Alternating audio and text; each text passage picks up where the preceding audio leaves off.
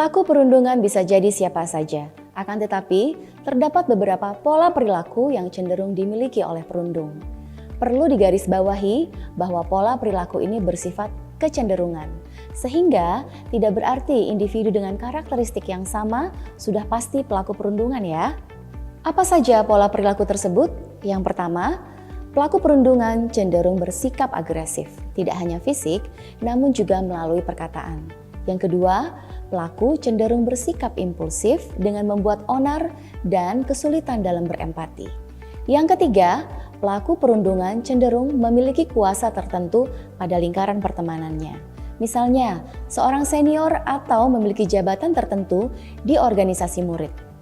Pada kegiatan-kegiatan masa orientasi atau latihan kepemimpinan yang dipimpin oleh senior, kita perlu lebih peka ya terhadap pengaruh murid senior. Yang keempat, perilaku yang ditunjukkan bukan hanya untuk bercandaan loh. Pelaku perundungan akan melakukan perilaku agresif dan impulsif berulang kali. Jadi, kita perlu lebih peka ketika melihat perilaku yang bukan hanya usil semata. Tidak hanya memahami karakteristik pelaku perundungan, guru juga harus memahami berbagai faktor yang melatar belakangi seseorang menjadi pelaku perundungan. Setidaknya ada 4 faktor besar yang melatar belakangi pelaku perundungan. Faktor yang pertama adalah keluarga. Pelaku perundungan cenderung berasal dari lingkungan keluarga dengan orang tua yang sering menghukum anaknya secara berlebihan, atau situasi rumah yang penuh stres, agresi, dan permusuhan. Contoh lain adalah orang tua yang sering membanding-bandingkan prestasi satu anak dengan anak lain. Kalimat-kalimat perbandingan yang diucapkan oleh orang tua mengikis pemaknaan identitas diri anak sebagai bagian dari keluarga. Anak bisa jadi mengekspresikan diri dan menunjukkan keberadaannya dengan menjadi pelaku perundungan di sekolah. Sekolah menjadi faktor kedua penyebab pelaku melakukan perundungan. Kejadian pemicunya dapat bervariasi, seperti adanya pengabaian dari sekolah terkait perilaku perundungan atau adanya pewajaran. Hukuman dari sekolah yang tidak relevan dengan perilaku pelaku dan tidak memberi efek jera dalam melakukan perundungan juga menjadi satu faktor. Penelitian terkini menunjukkan bahwa memberikan hukuman semata hanya akan mendorong peserta didik menjadi orang dewasa yang memiliki perilaku maladaptif seperti kekerasan, penggunaan zat berbahaya, ketidakpatuhan, dan lainnya. Hukuman berupa pengeluaran dari sekolah juga berpotensi membuat peserta didik tidak mendapatkan kesempatan pembinaan dan memperbaiki perilaku perundungannya tersebut. Kelompok sebaya menjadi faktor ketiga yang mendorong seseorang melakukan perundungan. Pelaku cenderung ingin mendapatkan pengakuan, dianggap keren, digandrungi teman-teman, serta menunjukkan kuasanya. Dalam kondisi ini, pelaku belum tentu nyaman dengan dirinya yang melakukan perundungan.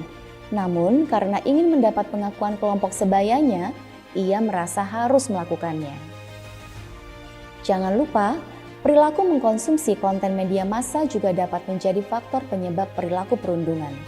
Televisi, media cetak, maupun media sosial memiliki pengaruh dalam menampilkan banyak tayangan yang dapat ditiru begitu saja oleh anak. Padahal, seringnya penggambaran sifat tersebut tidak akurat atau melanggengkan stereotip tertentu. Misalnya saja, penggambaran laki-laki yang harus gagah, serta penggambaran perempuan yang harus senantiasa lemah lembut. Hal ini membentuk anggapan bahwa murid laki-laki yang suka menari atau murid perempuan yang suka bela diri adalah tidak normal sehingga wajar untuk dirundung. Maka dari itu, penting untuk mendampingi anak ketika mengkonsumsi konten media ya.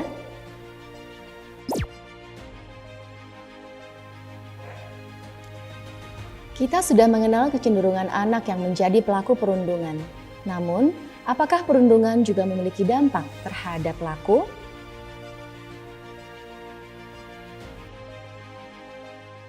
Jadi, kita laporin nih. Aku takut. Kita udah beberapa kali lapor ke guru BK, tapi Gilang tetap berulah. Sudah berapa kali Gilang mengancam Rika dan Ayu dan meminta uang mereka. Aku juga takut.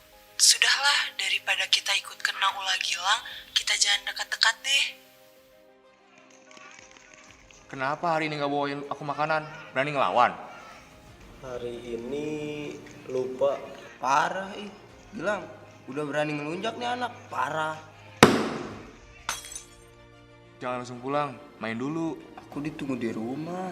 Aku juga, mainnya nanti aja habis hujan deh. Ah, banyak alasan. Gilang, hati-hati, itu bebeknya kena. Ah, berisik. Bebek doang dibikin ribut.